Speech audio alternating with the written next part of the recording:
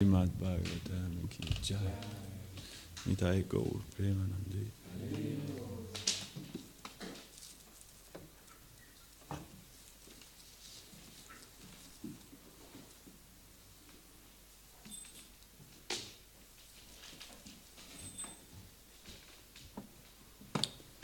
Ok.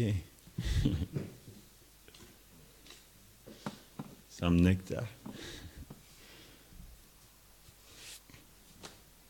Donc c'est en français, hein? Je n'ai pas parlé russe encore. J'aimerais bien apprendre le russe. C'est ce désir qui apparaît dans mon mental. J'aimerais bien apprendre le russe. On verra. Ma mère parlait russe.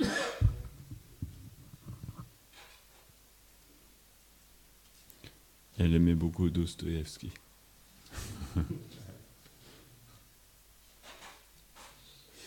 Ok. Alors je vous avoue qu'il y a un verset que j'aimerais bien voir. Qu'est-ce que Maharaj dit là-dessus?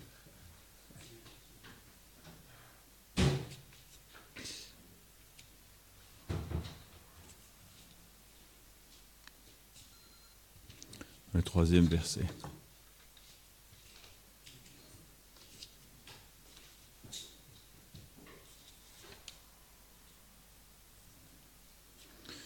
Om Namo Bhagavate Vasudevaya. Om Namo Bhagavate Vasudevaya. Om Namo Bhagavate Vasudevaya. Om Namo Bhagavate Vasudevaya. Om Namo Bhagavate Vasudevaya. Om Namo Bhagavate Vasudevaya. Nous lisons donc le Srimad Bhagavatam, premier chant, verset numéro 3. Question posée par les sages à Naimisharanya. Donc sur le petit dessin, c'est Sutta Goswami ou c'est Shukadev? Sutta, hein? Très joli dessin.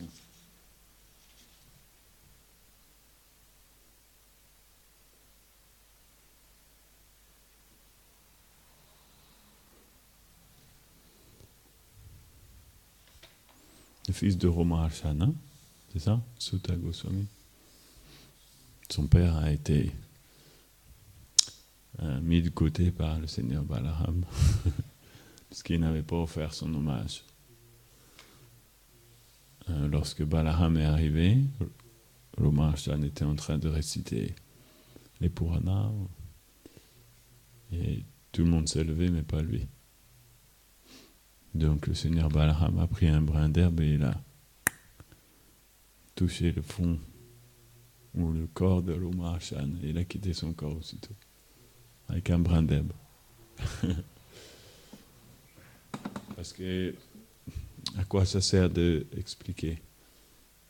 La littérature védique, si une personne ne peut pas offrir son hommage au Seigneur suprême lorsqu'il arrive. Donc après les sages étaient embêtés, ils ont dit, on avait commencé une kata, maintenant tu as arrêté cette yaga. Nous aurions bien aimé entendre la suite aussi. Qui va faire ça? Donc le Seigneur Balaram, il a dit, c'est pas grave. Il y a un verset des Védas qui dit le père continue à vivre à travers son fils. Donc il a mis Sutta Goswami, qui était le fils de Romaharshana, sur le Vyasasana. Il a demandé à Sutta Goswami de continuer. Sutta Goswami, lui, il présentait toutes les qualités pour expliquer le Bhagavatam, dont la qualité numéro 1 était l'humilité. L'humilité et le fait de bien suivre dans les traces des maîtres précédents qui nous ont transmis cette connaissance. Donc Sutta Goswami a pu énoncer le Bhagavatam Donc nous disons le verset numéro 3. C'est un verset très célèbre qui s'adresse au Vaishnav. C'est une... comment on peut dire? C'est un appel de Vyasadeva pour nous inspirer à venir écouter le Bhagavatam. Nigama kalpataror galitam phalam shukamo kadam rita dravya samyutam pibato bhagavatam rasamalayam muhuraho rasika bhuvi bhavukaham. Traduction. Les Védas sont des arbres à souhait. Le Brahma Sutra est les fleurs de cet arbre. Et le Srimad Bhagavatam en est le fruit. Ce fruit a été amené dans le monde matériel par Sri Shukadev, quand il a mûri dans la demeure transcendantale du Seigneur, Goloka Vrindavan.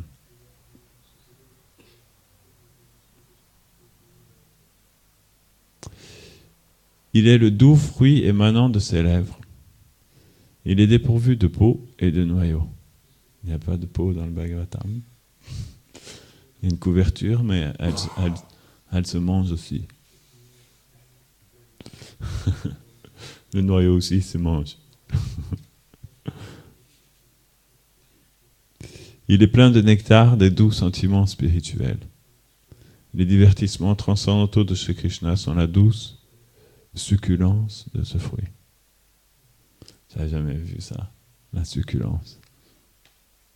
Ô vous les dévots, étant absorbés dans la saveur succulente de l'extase divine, rasa, goûtez sans cesse le nectar, empli de doux sentiments de ce fruit, jusqu'à ce que vous soyez immergés dans l'océan de la félicité extatique.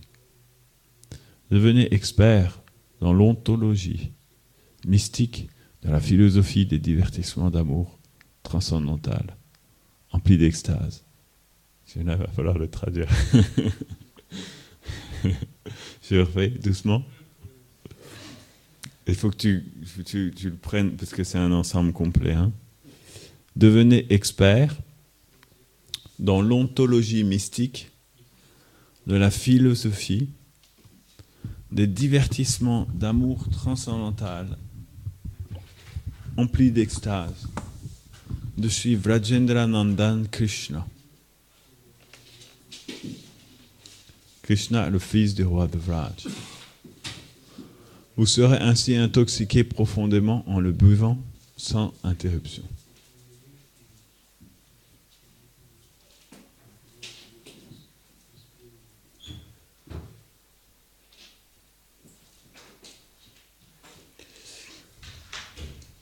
Commentaire.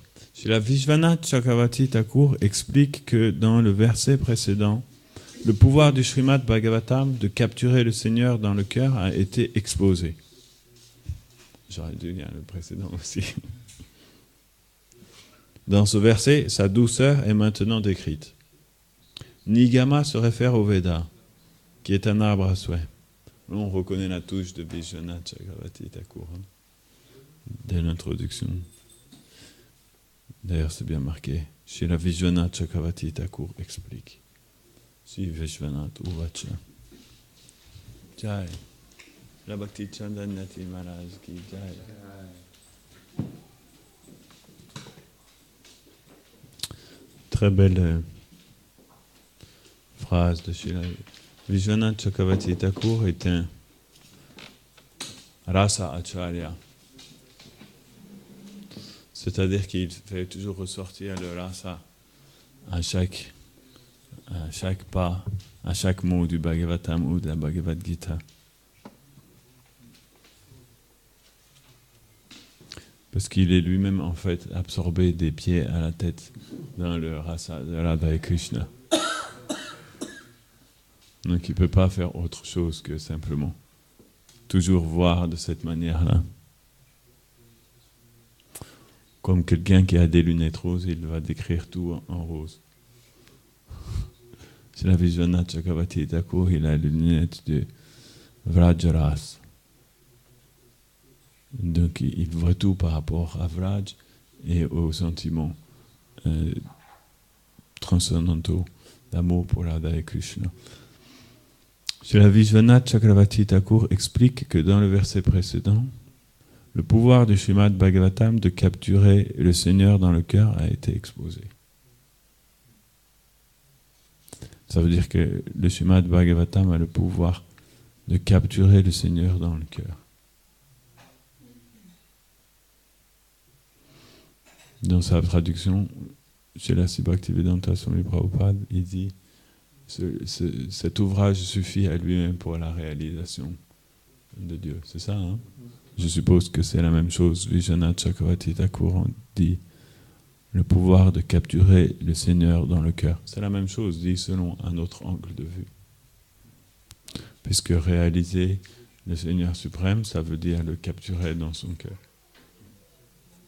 Que Krishna apparaît dans le cœur. Donc, en lisant le Srimad Bhagavatam, Krishna devient capturé dans le cœur du lecteur. Très puissant quand même, hein?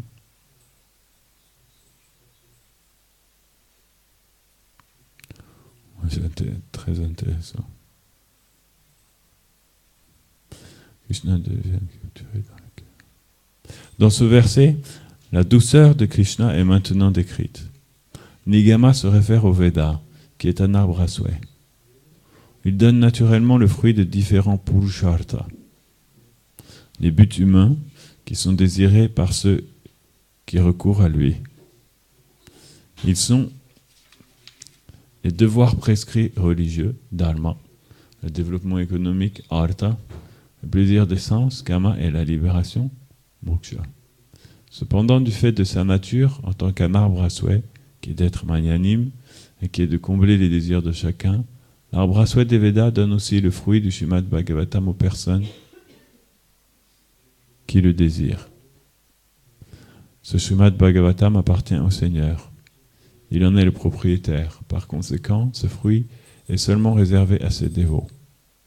Le mot Galitam signifie qu'il tombe de l'arbre, de son bon vouloir. Jai. Shishinitai Vishwambar ki Jai. Shishinanda Soda Gopal ki Jai. Shishirada Madana ki Jai. Le mot Galitam, qui normalement veut dire mûr, hein, Vishwanath Chakravarti Thakur explique, le mot Galitam signifie qu'il tombe de l'arbre de son bon vouloir, lorsqu'il est mûr. C'est un arbre à souhait, non? Donc les fruits sautent quand ils ont envie de sauter. Quand ils ont dit maintenant je suis mûr, allez, on y va. C'est comme ça, non?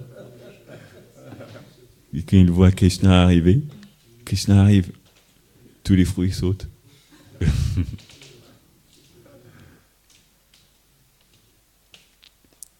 Et non par la force. Ce n'est pas la force qui oblige le fruit de tomber, c'est son bon vouloir. La grâce vient d'en haut. Il est empli de douceur. Même après être tombé de très haut, ce fruit ne s'éclate ni ne perd sa douceur. Ceci est possible, puisqu'il descend de la plus haute position, pas à pas, d'une branche à l'autre. Excusez-moi.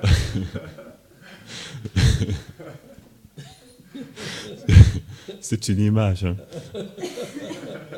à ne pas prendre littéralement. Puisqu'il descend de la plus haute position, pas à pas, d'une branche à l'autre. De celle du Seigneur Narayan à Brahma, puis à Vyasadeva, et finalement à la bouche de Sukadev, sans être endommagé. Les Vaishnavas expliquent. C'est parce qu'il y a les acharyas qui le passent de main à la main, d'en haut en bas. C'est comme ça qu'ils ne s'éclatent pas, ils ne s'abîment pas. Parce qu'ils ont fait une chaîne pour monter tout en haut de l'arbre, et celui qui est tout en haut donne à l'autre, et comme ça, la mangue, bien qu'il soit très très mûr, elle ne s'éclate pas. Il est doté d'une douceur liquide comme celle du miel. En réalité, le Srimad Bhagavatam dit Shri Shuka Uvacha. Shri se réfère à Srimati Radharani, la compagne éternelle de Krishna, et Shuka a un perroquet qui lui appartient personnellement. C'est pourquoi ce Shuka, le perroquet qui vient en ce monde sous la forme du chat Shukadev, est si élevé dans les doux sentiments d'amour. Il a même fait une œuvre dans ce fruit avec son bec pour en faire sortir sa douceur. Mais pardon, il a même fait une ouverture dans ce fruit avec son bec pour en faire sortir sa douceur. Il a été goûté par lui, il est devenu encore plus doux.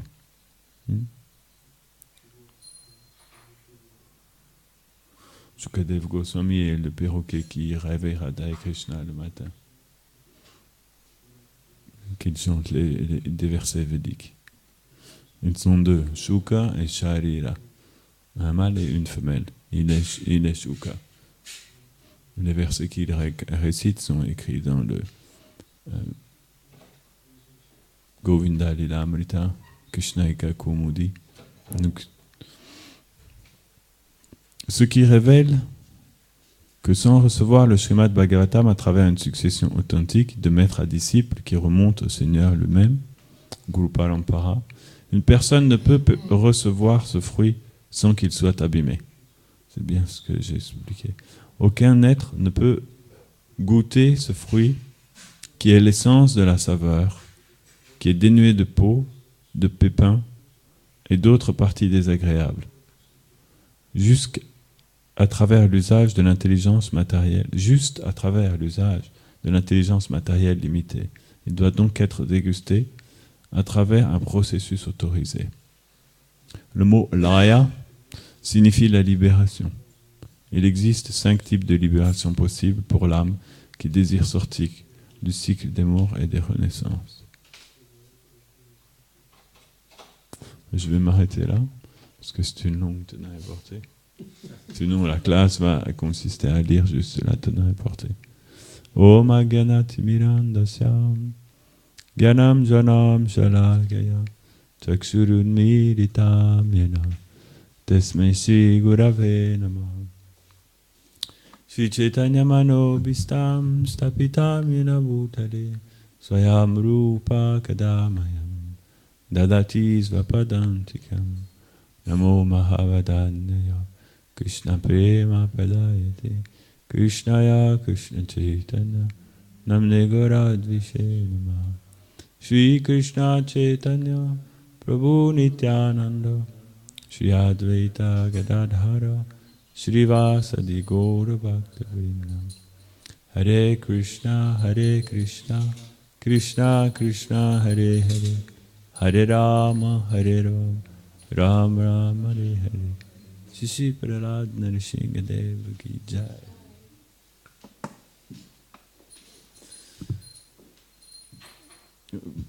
Vanshakal Patarubhyascha Kripa Sindhubhya Eva Cha Patitanam Pavanebhyo Vaishnavebhyo Namo Namah Mukam Karoti Vachalam Pangum Rangayate Girim Yad Kripam Tamaham Shri Guru Dinataranam. Donc moi j'ai beaucoup aimé le début. Shila Vishwanath Chakravarti Thakur explique que dans le verset précédent, le pouvoir du Srimad Bhagavatam de capturer le Seigneur dans le cœur a été exposé. Dans ce verset, sa douceur est maintenant décrite.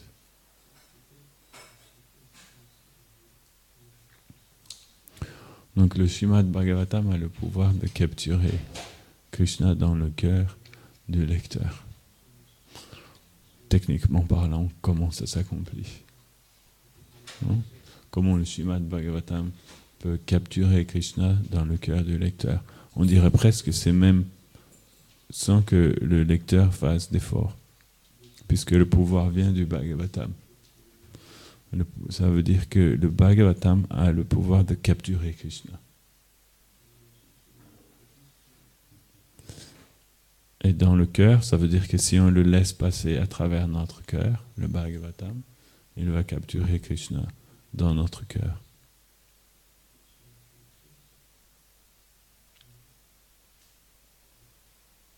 Parce qu'en fait, chaque syllabe du Bhagavatam est une glorification de Radha. Et Krishna est attiré par Radharani. C'est pour ça que le Bhagavatam a cette capacité de capturer Krishna dans le cœur.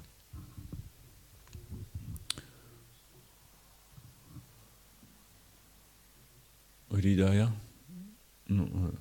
Sadavo Hridaya Mahyam, Krishna a expliqué à Ambarish Maharaj.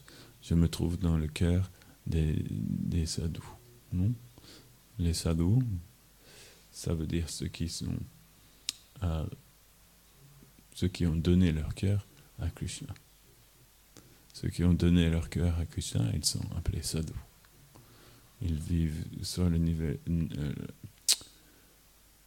niveau on appelle sat, la transcendance, l'éternité.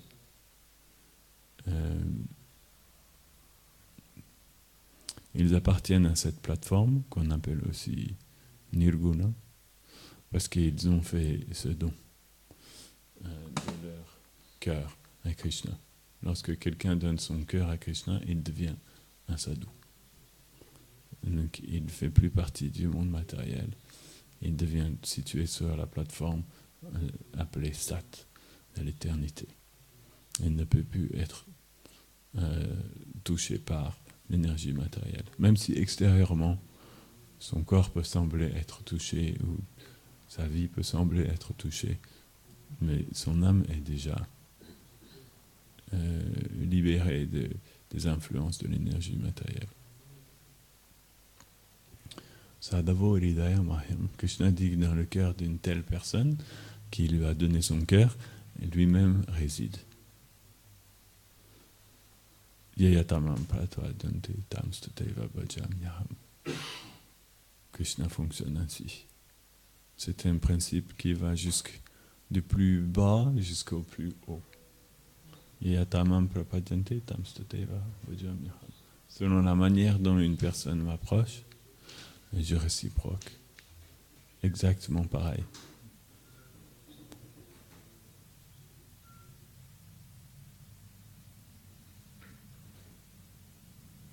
Si on comprend bien ce verset, il nous donne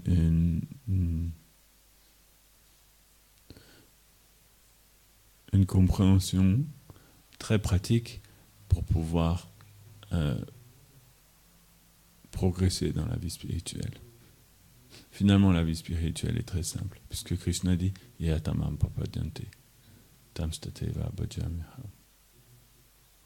Donc, ce que vous voulez de Krishna, c'est pas difficile, il suffit de lui donner la même chose. Puisque Krishna, par ce principe, tout ce que vous lui donnez, il va faire la même chose en réponse, non? Si vous voulez de l'argent, vous donnez de l'argent à Krishna. Certaines personnes comprennent ça, non? C'est qu'ils sont, on appelle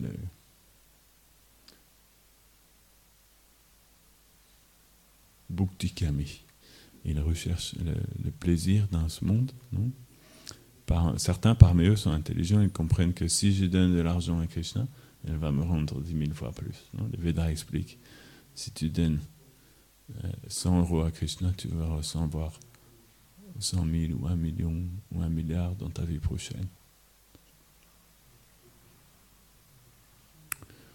Bhukti, Mukti, Siddhi, Kami. Ceux qui recherchent les pouvoirs mystiques aussi, ils adorent Krishna. Et Krishna va leur donner les pouvoirs mystiques. Il y a des méthodes dans le 11e chant, Krishna explique les 8 pouvoirs mystiques. Il explique qu'est-ce qu'il faut faire pour obtenir chaque pouvoir mystique détaillé. Il suffit de suivre le verset. Il faut prendre son temps, hein, bien sûr, comme toute chose. Ça ne fonctionne pas en 2 jours. Et ceux qui veulent atteindre la libération aussi peuvent adorer Krishna. Krishna va leur donner la libération. Bhukti, Mukti, Siddhi, Kami, Sakali, Ashanta. Mais ça n'apporte pas la paix, la pleine plénitude que l'âme recherche. Et les êtres demeurent Ashanta. Ashanta veut dire qu'il n'est pas satisfait. Parce que l'âme recherche plus que ça. Ataiva Krishna Bhakta. Simplement celui qui est un dévot de Krishna peut atteindre cette satisfaction totale.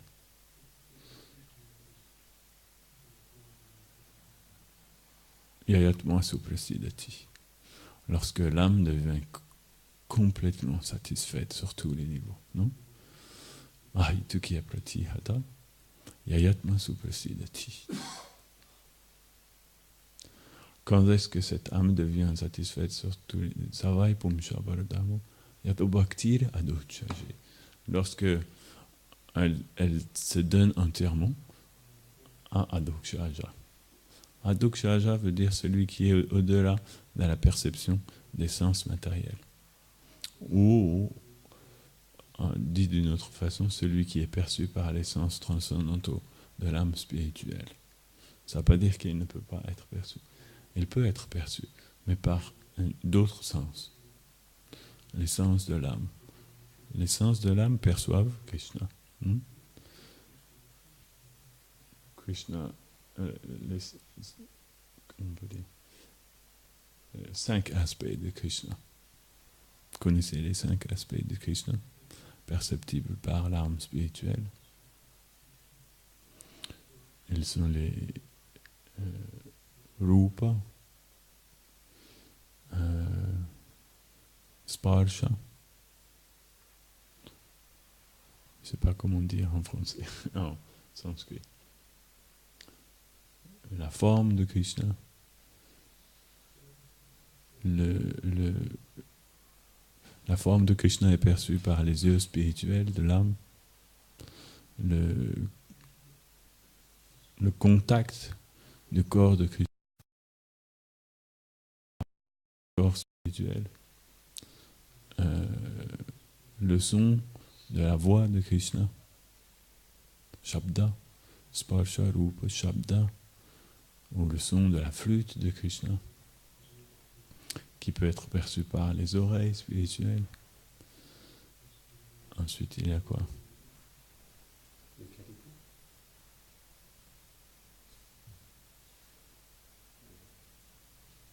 Gandha, l'odeur de Krishna, qui peut être perçue par les narines spirituelles de l'âme, et le goût. Comment on dit le goût en sanskrit?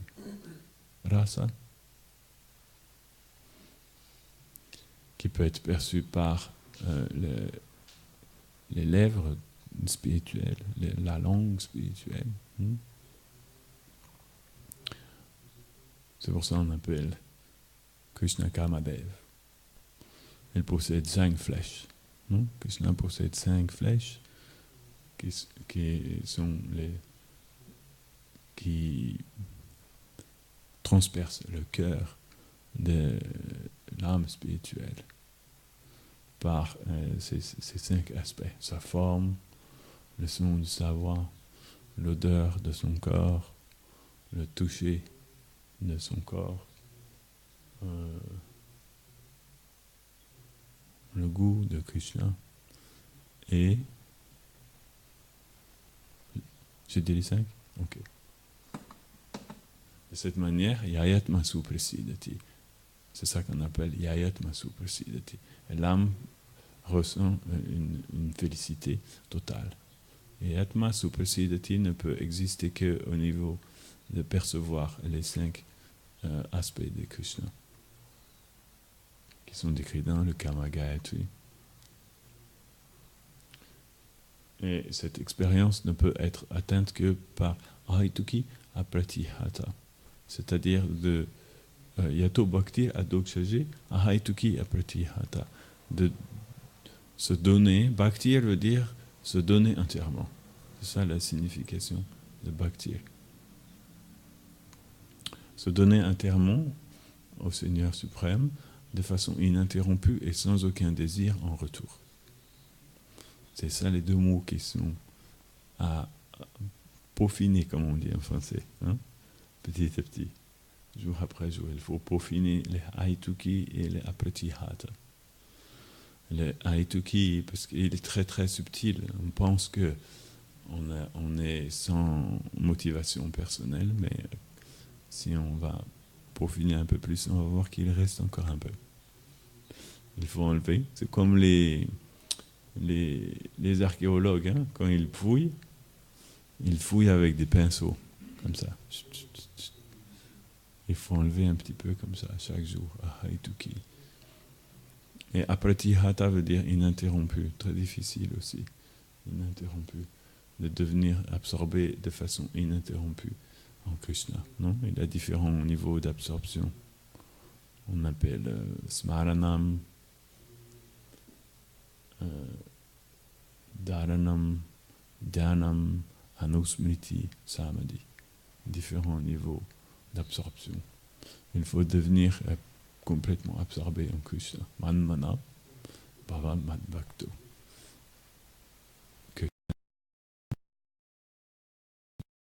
Donne-moi entièrement ton cœur. Srila Vishwanath Chakravarti Thakur dit, dans ce verset, le mot mana veut dire ton cœur.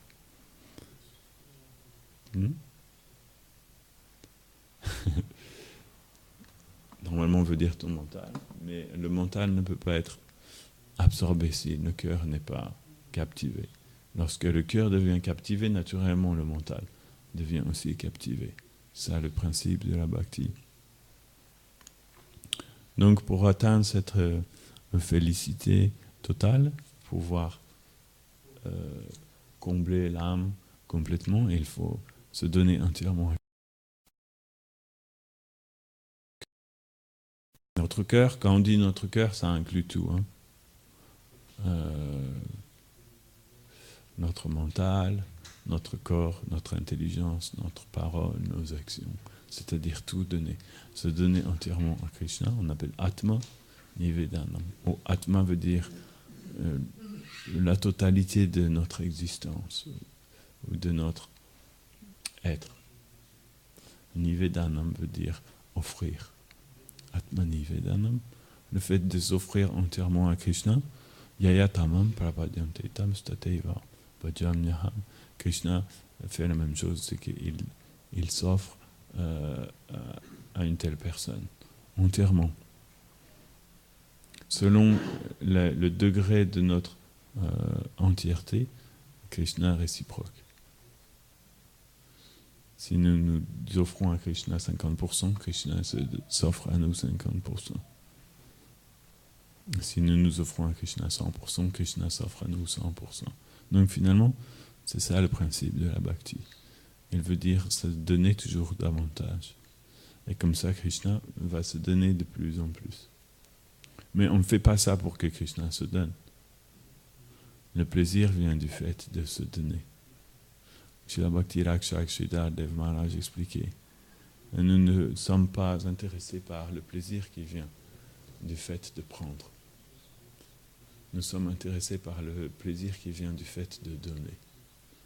Il y a une joie beaucoup plus grande qui vient du fait de donner. C'est une joie très spéciale, non? On appelle la joie de la bhakti, Ananda. Plus vous donnez, plus vous expérimentez cette joie-là. Elle est très subtile.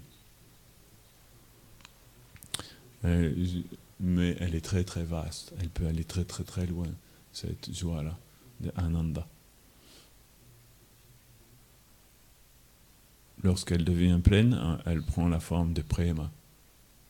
Et ensuite, elle se développe sous la forme de sneha, mana, pranaya, raga, anuraga, bhava, mahabhava.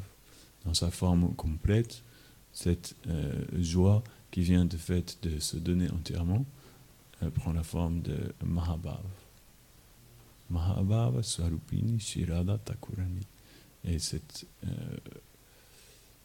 Mahabhava, dans sa forme la plus développée, qu'on appelle Madanakya Mahabhava, est personnifiée sous la forme de Shiradika. Ça veut dire celle qui trouve la joie la plus infinie dans le fait de se donner entièrement. Aradhanam veut dire adorer, mais ça veut dire se donner entièrement. Parce que Krishna, adorer, ça ne veut pas dire lui faire tourner une fleur autour des pieds. Non? Les ennemis aussi font ça, des fois. Non? Ils peuvent. Ils savent, si tu fais des flatteries, tu vas gagner le contrôle de ton ennemi. Si ton ennemi vient chez toi, quand les politiciens d'un autre pays viennent, hein, tu déroules le tapis rouge, tu sortais les trompettes et tu fais un joli poème.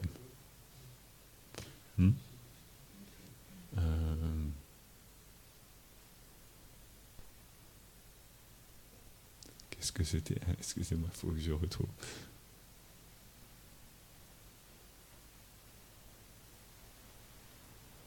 Si votre ramage, c'était quoi? Se rapporte à votre plumage, vous êtes...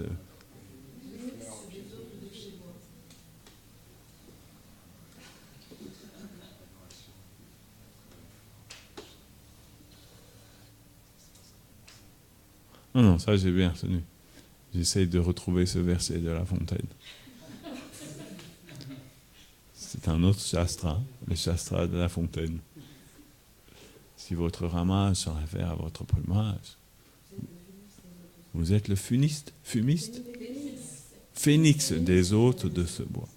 Vous êtes le phénix des hôtes de ce bois, non? Comment le renard a fait ce beau verset.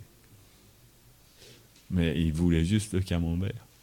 Il n'avait rien à faire du corbeau. Vous apprenez aussi au Québec les fables de La Fontaine? Même à New York, ils apprennent aussi.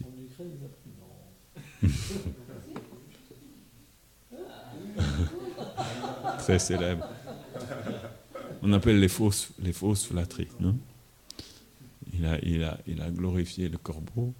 Il faut savoir que le plumage du corbeau n'est pas très très joli par définition. Mais il fait quand même des belles poésies pour pouvoir que le corbeau, finalement, qu'est-ce qu'il a fait? À ces mots, le corbeau,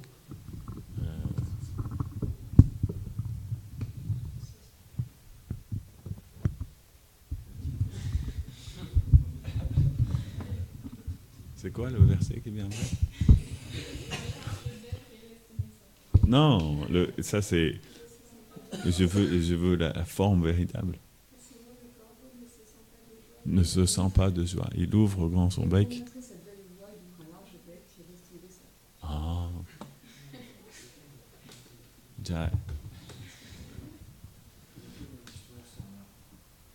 Donc, c'est pas simplement les belles paroles ou les actes qui veut dire Aradhanam, adorer Krishna, mais c'est le fait de s'offrir soi-même à travers Radha est celle qui trouve cette joie la plus immense dans le fait de se donner à Krishna. Et lorsque nous lisons le Bhagavatam petit à petit, puisque nous nous associons avec... on voit page après page comment les différents dévots de Krishna, ils se donnent entièrement à Krishna, non? À chaque chant, vous arrivez sur des niveaux supérieurs où ils se donnent de plus en plus, de plus en plus, de plus en plus, non? Et donc, dans notre cœur apparaît aussi cette appréciation pour le fait de se donner entièrement à Krishna. C'est Radha, petit à petit, qui apparaît à travers les paroles de Shukadev Goswami. Shukadev va manifester toutes les qualités de Radharani. Et nous entendons, il rentre dans nos oreilles, il touche notre cœur. L'âme devient obligatoirement captivée par ces qualités fantastiques de Radha. Parce qu'elles sont les qualités suprêmes et c'est notre nature. Lorsqu'on entre en contact avec ces qualités, on s'éveille à notre véritable. On dit, ah oui, c'est moi ça. J'aimerais bien aussi être comme ça. Je sens que ça doit être bien d'être comme ça. Non? Donc toutes ces qualités, qui sont les qualités ultimes de Radharani, se reflètent à travers les différents bhaktas. Le niveau le niveau de dévotion se jauge selon le point auquel les différentes âmes ont réussi à imbiber ces qualités spirituelles de Radha.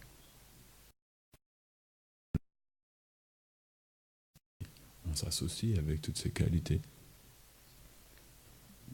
Et donc,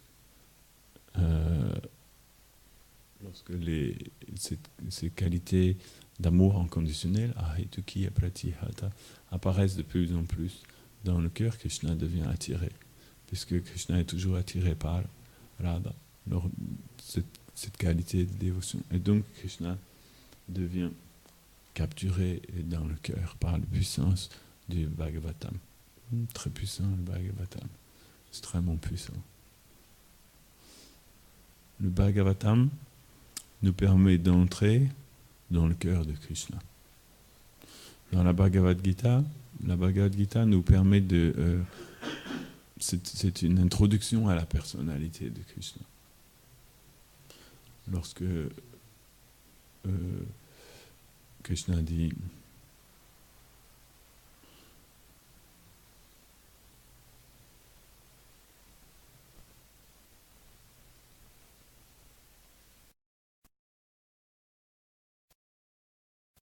en fait cette forme qui se trouve devant toi est extrêmement rare à contempler. Petit à petit, hein, dans le Bhagavatam, cet aspect suprême de Krishna, dans la Bhagavad Gita, cet aspect suprême de Krishna est introduit, mais il est juste effleuré. Le reste du temps, Krishna explique la philosophie, d'autres choses. Mais par-ci, par-là, il effleure ces choses-là. Le Bhagavatam, lui, va nous donner de comprendre petit à petit le cœur de Krishna. De descendre de plus en plus dans la profondeur du cœur de Krishna. Et jusqu'au 10e chant. Dans le 10e chant, Shukadeva Goswami, par sa miséricorde, nous donne d'entrer au fond du cœur de Krishna. Et le Chaitanya, qu'est-ce qu'il y a à l'intérieur du cœur de Krishna?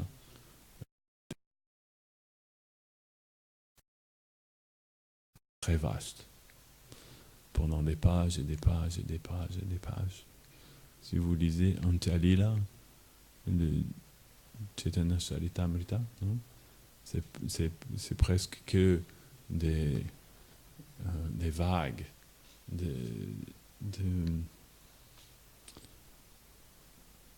comment on peut expliquer ça? Comment tu pourrais expliquer ça, Maharaj?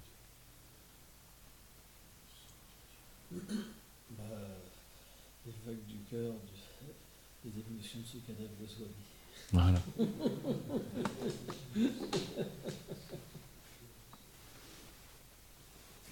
Le Srimad Bhagavatam est écrit pour Chaitanya Mahaprabhu. Il est l'auditeur numéro 1 et si le Bhagavatam est écrit pour qu'il soit lu par Gadadhar à Chaitanya Mahaprabhu sur le Chataka Parvat, la colline de sable qui se trouve au bord de l'océan de Jagannath Puri. C'est la raison numéro 1 d'exister du Srimad Bhagavatam. Il est là pour... Le Srimad Bhagavatam a été manifesté par Shukadeva Goswami et Vyasadeva dans la prévision que Mahaprabhu allait apparaître plus tard et qu'il allait falloir alimenter le feu dévorant qui existait dans le cœur de Mahaprabhu. Mahaprabhu et Shyam Sundar qui désirent expérimenter l'amour unique qui existe dans le cœur de Radhani. Shri Radhaya Pranaya Mahima Kidirsham Vanaya Iva. Il n'y a qu'une seule personne dans le cœur de qui cet amour existe. Pranaya Mahima. Il voulait connaître les gloires de tout est toujours bien arrangé au niveau transcendantal. Yogamaya arrange tout, les divertissements de Krishna. Et donc, tout est arrangé pour que le Srimad Bhagavatam soit énoncé, pour que plus tard Mahaprabhu va pouvoir écouter le Srimad Bhagavatam de Sri Radha elle-même, qui apparaît sous la forme de Sri Gadadhar. Non? C'est une autre forme sous laquelle Radharani prend sannyas. Deuxième lila. Plusieurs lilas, Radharani prend sannyas. Elle apparaît sous la forme d'un jeune homme, et elle prend sannyas aussi. Non? Très spécial. Gadadhar, c'est Radha qui prend sannyas. Donc, c'est une forme masculine de Radharani.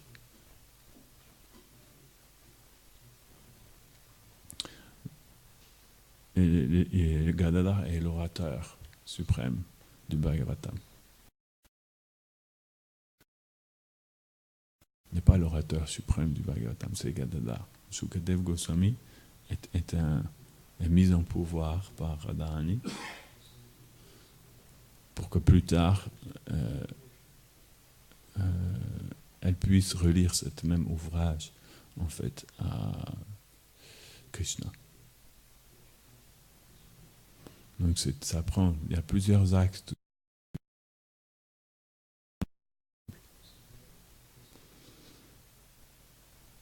Et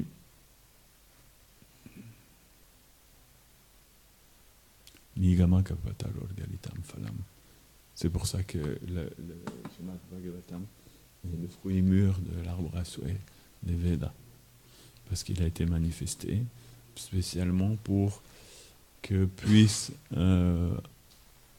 avoir lieu le divertissement suprême de Krishna, dans lequel Radharani lit le Bhagavatam à Krishna. Et Krishna expérimente petit à petit cette pranaya, cet amour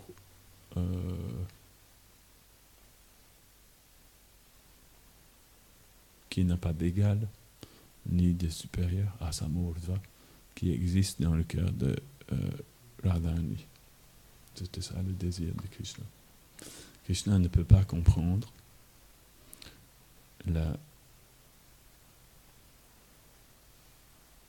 la beauté de Radharani. C'est une chose que Krishna ne peut pas comprendre. Même ne serait-ce que à la beauté d'un seul doigt de Radha, Krishna ne peut pas comprendre. Il peut méditer dessus pendant toute l'éternité. Et il ne pourra jamais comprendre. Lorsque Chaitanya Mahaprabhu expliquait à Sanatana Goswami Krishna Tattva et les différentes incarnations de Krishna, à un moment donné, son mental a dévié et il a commencé à expliquer la douceur de Krishna. Il est parti bifurquer complètement du sujet. Et pendant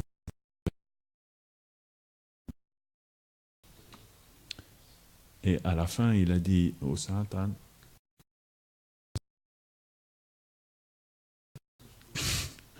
je pense que Krishna voulait que tu entendes quelque chose de spécial et il a dévié mon mental. J'ai perdu où j'en étais.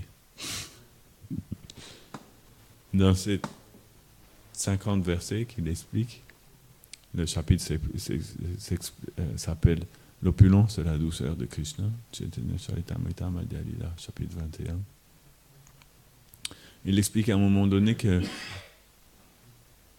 la forme de Krishna est si, la beauté de Krishna est si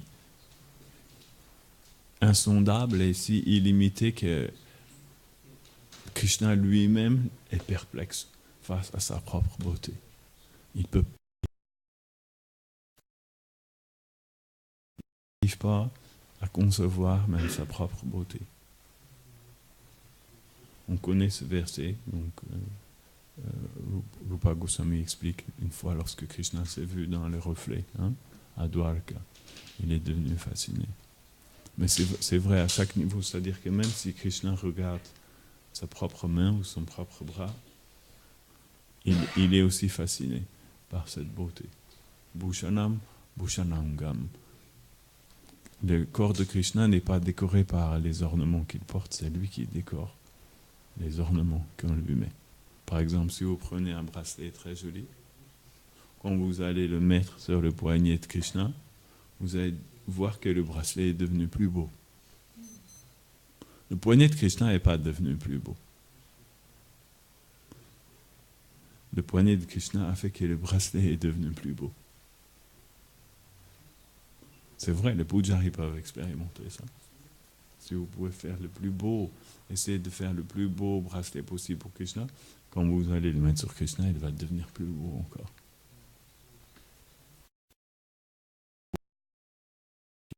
Décoration même pour ses propres ornements. Et Krishna devient fasciné par cette beauté. Donc, mais Krishna devient encore plus fasciné même par la beauté du corps de Radha. Quelque part, cette devenir fasciné par cette beauté aussi. Radha Krishna Pranay Vijiti Adini Shakti Rachman Ekatmanavapi Buddhipur Dehabedam Katoto. C'est comme une double forme Radha et Krishna. Donc la forme de Radharani possède toute, comment on pourrait dire, l'infinité de Krishna.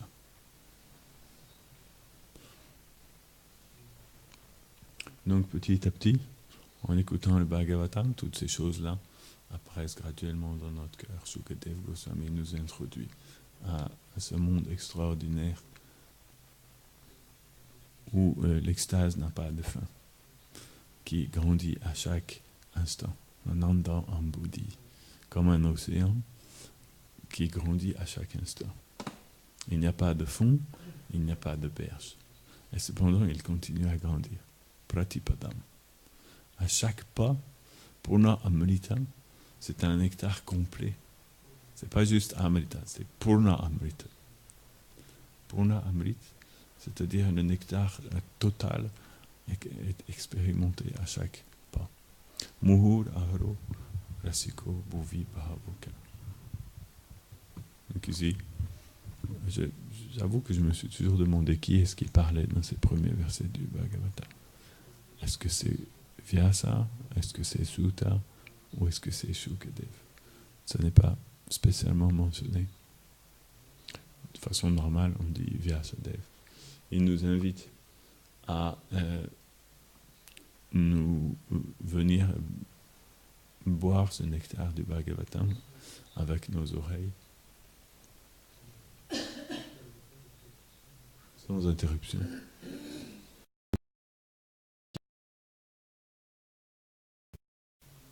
Donc il faut boire sans interruption.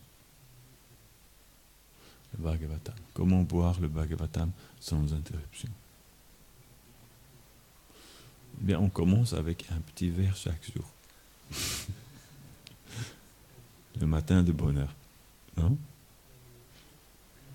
C'est comme ça que on entre dans le... Et ensuite, il va falloir apprendre à se souvenir du Bhagavatam. Parce qu'il y a différentes manières d'étudier le Bhagavatam. La première est de lire le Bhagavatam. La deuxième est de se souvenir du Bhagavatam. Smaranam. Lorsque vous vous souvenez du Bhagavatam, ça revient à la même chose que lire le Bhagavatam. Non? Donc petit à petit, la conscience de Krishna devient une absorption. De plus Nama, Guna, Rupa, puis dans ses qualités, Nama, Rupa, Guna, Lila, d'abord dans son nom, puis dans sa forme, puis dans ses qualités, puis dans ses divertissements. Petit à petit, le cœur devient captivé. Dans le cœur d'un tel dévot, Krishna petit à petit apparaît. Sadhavo, Hridaya Mahyam.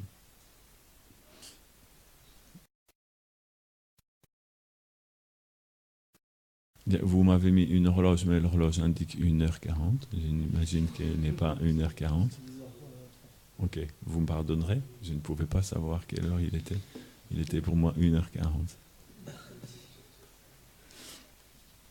Donc je voulais remercier beaucoup Maharaj pour avoir publié ce très beau Bhagavatam. Dès que j'ai vu, il a attiré... mon cœur est devenu attiré par cette belle couverture. Très bien faite, très jolie image. Le Srimad Bhagavatam est très très puissant, encore beaucoup plus puissant que la Bhagavad Gita. Très très puissant pour les dévots. Il va propulser les dévots dans une autre réalité. Et il va beaucoup aider la France aussi. Les Français, lorsqu'ils vont lire le Bhagavatam, c'est très puissant. Krishna petit à petit va apparaître dans leur cœur. Maintenant, Maharaj a fait son travail. C'est à vous de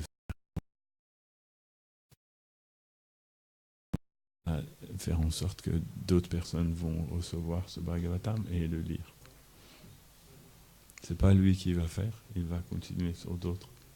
Il pourra vous aider aussi, vous inspirer, mais c'est le travail des autres, non? C'est un travail de groupe. Et il y a deux aspects. Le premier est faire en sorte que le Bhagavatam va arriver jusque dans les mains des gens. Et la deuxième chose est de faire en sorte qu'ils vont bien vouloir l'ouvrir et le lire. Souvent, les livres arrivent jusque dans les mains des gens, mais c'est tout. Bien souvent, ils ne vont pas beaucoup plus loin que dans les mains des gens. Et malheureusement, nous faisons l'erreur d'être contents. On pense quand on a mis le livre dans les mains des gens, on pense, tiens, j'ai distribué un livre, non? Et on a une joie qui est bonne. La joie est bonne, mais elle n'est pas suffisante. On doit être concerné aussi par le fait, est-ce que cette personne va... qu'elle va abandonner après 3 chapitres. Donc c'est une méditation aussi. Parce que vous pouvez distribuer des livres, mais si les gens les mettent juste sur leur bibliothèque, c'est bien déjà. Il va déjà avoir un effet, parce que le Bhagavatam est transcendantal. Mais on doit aussi penser à la deuxième phase, comment faire en sorte qu'ils vont ouvrir et commencer à le lire. Et qu'ils vont continuer à le lire jusqu'au bout. Là, Krishna va apparaître dans leur cœur. Donc c'est une méthode, c'est une méditation. Je pense que c'est une méditation qui mondialement est encore à faire. On a fait la première phase, distribuer les livres. Tout le monde a bien compris, il faut distribuer les livres. Mais on voit que l'effet attendu n'est pas encore manifesté, parce que les gens, malheureusement sans doute, ne lisent pas les livres que nous leur distribuons, non? Ou un petit peu, ou ils ne comprennent pas ce qu'ils disent. Donc je pense souvent à ça. Je dis aux distributeurs de livres, c'est très bien de distribuer des livres, mais essayez de faire en sorte que les gens vont lire ces livres-là. La meilleure chose est, s'il y a un contact avec eux, on va pouvoir essayer de peut-être les inspirer personnellement, ou donc essayer de créer ce contact par différents moyens. Hein. Ce lieu a été créé pour ça. Jai. Shri Shri Gaura Nitai ki Jai. Grantaraj Srimad Bhagavatam ki Jai.